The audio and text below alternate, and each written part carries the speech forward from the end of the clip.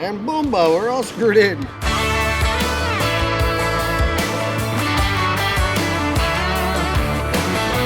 We get a lot of questions about our screws, and I know we've done a couple of different videos before, but I think we're going to focus on it a little bit more.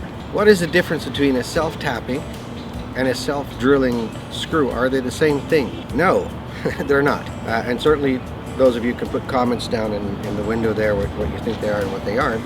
But a self-tapping screw typically requires a pre-drill.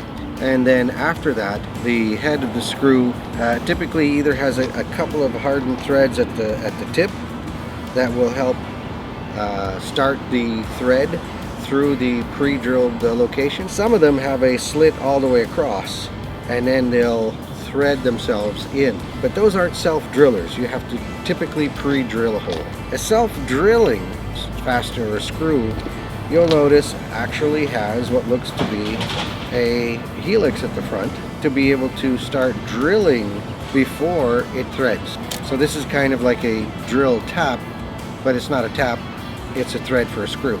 But ultimately, you've got a drill bit at the front and then your thread at the back. Why is this important? This is important because when you get into the world of vinyl and composites, the world of plastics, if you put on or fasten something on here and you don't pre-drill, it'll create a burr back in here, and that burr will get caught in behind and leave a small gap. So in plastics or composites, you typically would pre-drill and then you would screw. But at Fence Armor, we decided to take that step away, and the way we could take that away is by getting our screws made, again, an American company, Pittsburgh Steel, have them self-drilling. So now when you put in this drill and you obviously spin it, it'll pre-drill the plastic or composite, and then you can thread it right up, and you see the thread comes right up to the head. That allows us to make sure that Fence Armor is fastened, because when you look at the wall thickness here, it's only typically about an 8, and if that thread wasn't right up to the head, it would be open in there and it would be playing. So that's also very important. And if you end up with a custom color from us, we would also do the heads for you as well. So that's also a possibility. So self-drilling, the drill is a part of the screw. Self-tapping, you typically pre-drill and then use the fastener to thread itself and tighten itself to the component. This leads into the other reason why we have self-drilling, and it kind of goes into another conversation about irregular lumber. So here's a case where we've got this lumber clad and it measures 2 1/4. So we've got 2 1/4 there, and the Fence Armor we have is 3.5 by 3.5. It's 3.5 this way, so that works out great for the face. But over here, it's 2 1/4.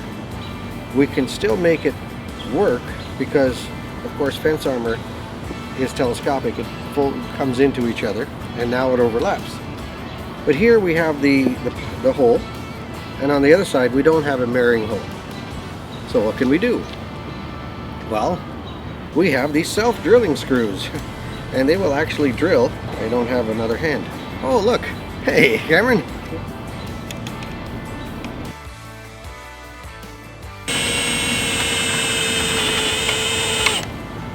Boomba.